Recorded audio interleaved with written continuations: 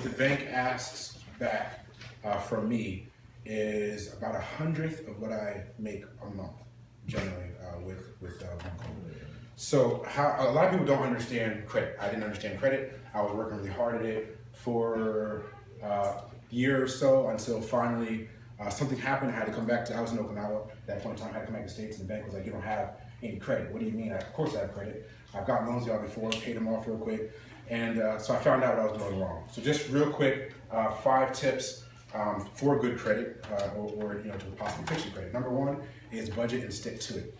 If you don't have a budget that works, nothing else is gonna work. Doesn't matter, period. If you don't know what you have, you don't know what you're working with, you can't do anything.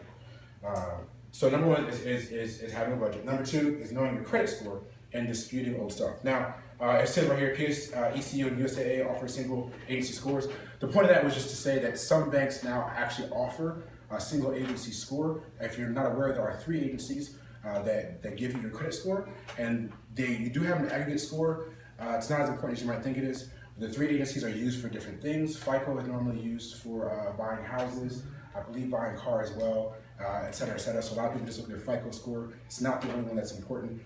Experian is the one you're most likely to see, but it's not that important because it's not used for big purchases. Anyway, the point is just there's 3 credit scores, and you can get at least an idea from some banks now. So know your credit score and disputing old stuff. Look on your credit score. I'm sorry, your not credit score, your credit reports. So your credit report is different from your credit score. When I looked at my credit report, I found out that when I was younger than 17, they tried to get me for high school taxes, to pay taxes for high school.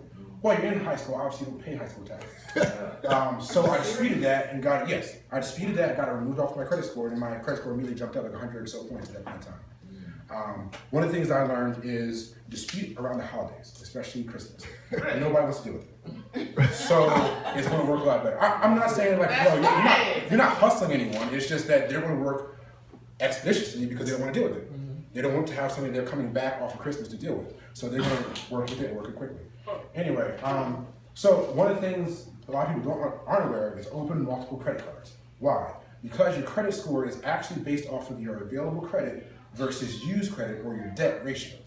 That's how your credit score, a lot of times, that's like a third of your credit score. That and also paying your stuff off. Anyway, the other side of that is if you have credit cards you never use, you now have emergency money. So say you get 3 credit cards, all for $1,000 each, your limits. If you don't use 2 of them, you now have $2,000 should you ever need it. It doesn't just go away. We understand that. So of course, you're going to try not to get something that has an annual fee or anything of that nature, so you can shop around and find these. And then the third one, the one that you're going to use, which brings us to our next point. For a lot of people, if you have a good budget and you have decent discipline, it's as simple as switching your debit card to your credit card. So the things that you normally pay off with your debit card throughout the month, you're going to pay that with your credit card. At the end of the month, you're going to use that exact same amount of money and pay off your credit card. That way you don't have any interest to deal with, and you're building your credit rating. And that works very well. That's how in 10 years I went from 6, whatever you start with, to the 818. Now kind of a caveat for that, you have to have some discipline, which a lot of people don't have. So what I recommend is making sure that credit card you're using doesn't have any more than you make in a pay period, a month at the very most. So that way if things go south, you can pretty quickly pay that off. You're not dragging on a bunch of debt with you. And the last one is avoiding hard inquiries. So a lot of people aren't necessarily aware.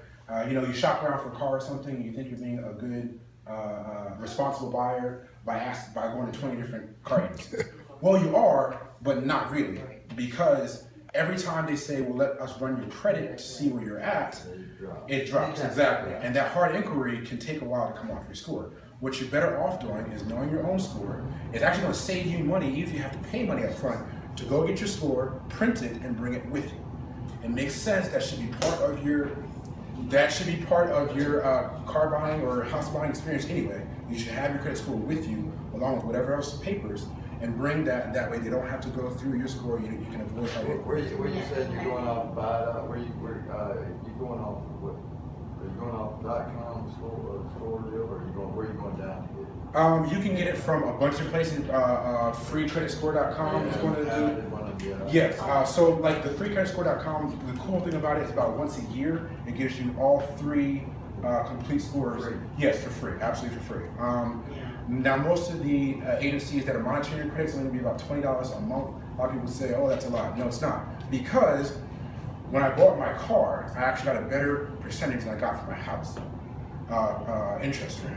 And the interest rate of my house is a VA loan for a disabled veteran, specifically in the state of Texas, versus used car, which definitely shouldn't have that low of a rate. So what happens is you end up saving money in the long run, because I went there and I was buying the car. So what happened was, I should probably give a little bit of backstory. Someone rear-ended my car, and so I had to get a new car. I wasn't planning on it, so I just bought a house. I went in, and my credit score just dropped like 100 points, almost, and I was embarrassed about it, and it was still higher than most people's. Anyway, so I went in to ask them to get a car, and I ended up writing. I'm not very good at haggling. I don't have the patience for it, so I wrote down a number, and I was like, "This is what I want. Like, this is the number we're going for, and if we can get this number, you have a sale." So they didn't want to mess with their dollar amount, which is understandable. That's fine. That's what goes into their pocket. But their in-house financing, they can move the percentage. They can move the what's it called? Interest. Thank you. And so what happened was the end number didn't change, but what I paid per month changed. And why that matters is because it doesn't matter if you're paying $17,000 or $21,000. You're paying $300 a month for 60 months.